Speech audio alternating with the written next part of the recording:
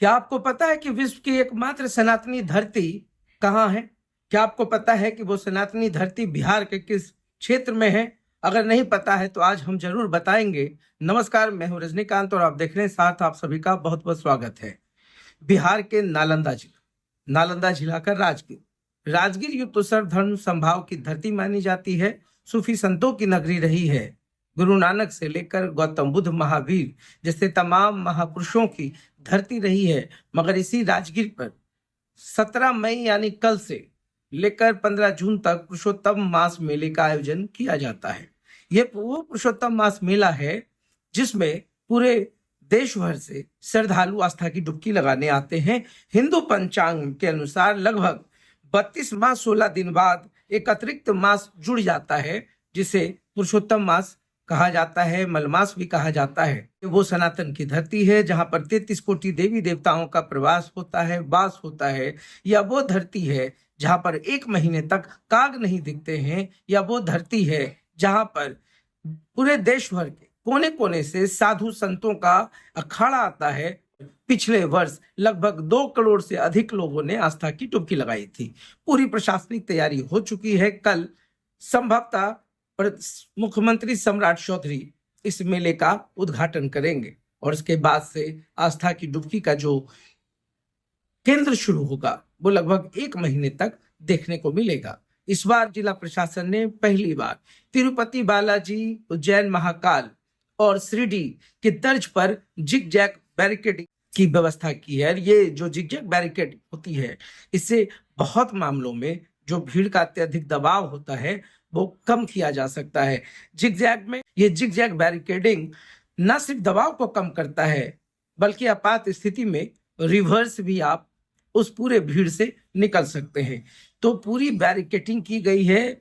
दूसरा जो holding zone है जहां पर आपको रोका जाएगा, फिर है बफर जोन और उसके बाद है रेड कॉरिडोर। ये वो कॉरिडोर होगा, पहली बार रेड कॉरिडोर में किसी के भी आवाजाही की इजाजत नहीं होगी। मतलब आपातकाल में अगर मेडिकल सर्विसेज हो, इमरजेंसी हो या कोई प्रशासनिक कोई चहलकदमी हो तो वैसी स्थिति में रेड कॉरिडोर का इस्तेमाल किया जाएगा। ये आम लोगों के लिए पूर्णतः बंद होगा। इसका मतलब ये है कि जो पिछली बार आप देखते होंगे कि जो सड़कों की आवाजाही रहती थी, जहां पर अत्यधिक दबाव होता था, लोगों का फ्लो होता था, इस बार उतना देखने को नहीं मिलेगा। तो बिरायतन की ओर से भी आप जा सकते हैं, 2 एंट्रेंस है और दूसरा जो है मेन गेट की तरफ से जा सकते हैं जो ब्रह्मकुंड का एरिया है।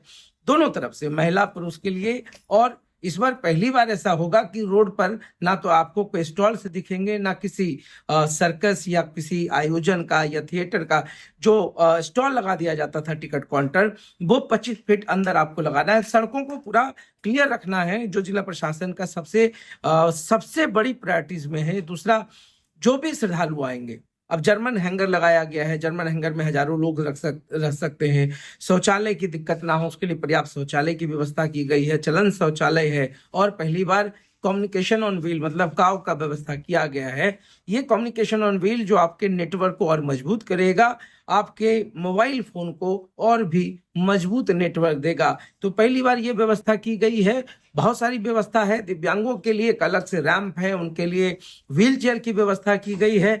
तो लाखों की तादाद में श्रद्धालु जुड़ेंगे और जुटेंगे भी, मगर उनके रहने तमाम चीजों की व्यवस्था की गई है।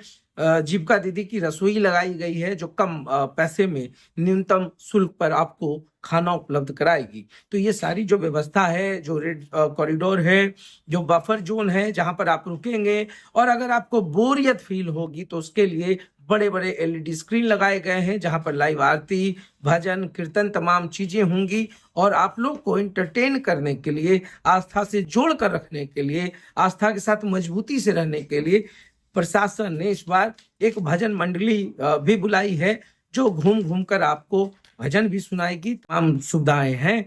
तो इस बार कुल मिलाकर के एक भव्य आयोजन देखने को मिलेगा। सनातन की धरती इस बार फिर से लोगों को आमंत्रित कर रही है। और मैं बार बार कहता हूँ कि जो सनातन की धरती, मैं बार बार कहता हूँ क्योंकि पूरे हिंदुस्तान में, पूरे विश्व में आप कहीं भी घूम जाएं तो आपको अलग अलग क्षेत्रों में जाकर दर्शन करने होते हैं। मगर जहां पर खुद 33 कोटि देवी देवताओं का प्रवास हो जाए, वास हो जाए, तो उससे बड़ा पवित्र भूमि और क्या हो सकता है। तो सनातन साथ में धार्मिक पर्यटन को भी अगर इस रूप में भी विकसित किया जाए। कुंभ मेला आप देखते होंगे कितना भव्य आयोजन होता है, बस इसको अंतर्राष्ट्रीय लेवल तक इसके ब्रांडिंग की जरूरत है। राष्ट्रीय स्तर पर इस पुरुषोत्तम मास मेले को और भी समृद्ध करने की जरूरत है, व्यवस्था को और मजबूत करने की जरूरत पड़ेगी। आने वाले समय में लोगों की भीड़ और अत्यधिक हो सकती है, तो उसके लिए पूरे राजगीर को तैयार करना होगा। अभी फिलहाल जिला प्रशासन की तरफ से डीएम कुंदन कुमार ने पूरी व्यवस्था का जो लेआउट बनाया है, वो आने वाले भविष्य में कोई भी जिलाधिकारी आएंगे तो उनके लिए सहूलियत होगी। डीएम ने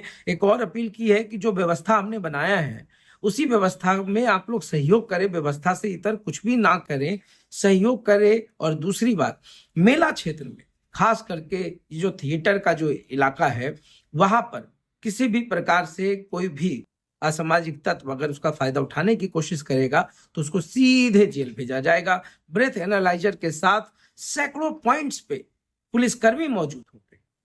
इसके लिए भी एसपी भारत सोनी ने अपनी पूरी तैयारी कर ली है का केंद्र। और दूसरी बात, जो भी लोग श्रद्धा के साथ राजगीर आते हैं, और मुझे लगता है कि सनातन की धरती पर आने के बाद आपका खुद का ऑरा जो है आध्यात्मिक हो जाना चाहिए, इसलिए किसी भी प्रकार से महिलाओं का सम्मान भी करना है। भीड़ की जो व्यवस्था है उसको भी सुचारू रूप से आगे चलने देना है। आप ऐसा कोई भी हरकत ना करें, क्योंकि ये आस्था की डुबकी है और आस्था में मस्ती ठीक नहीं है।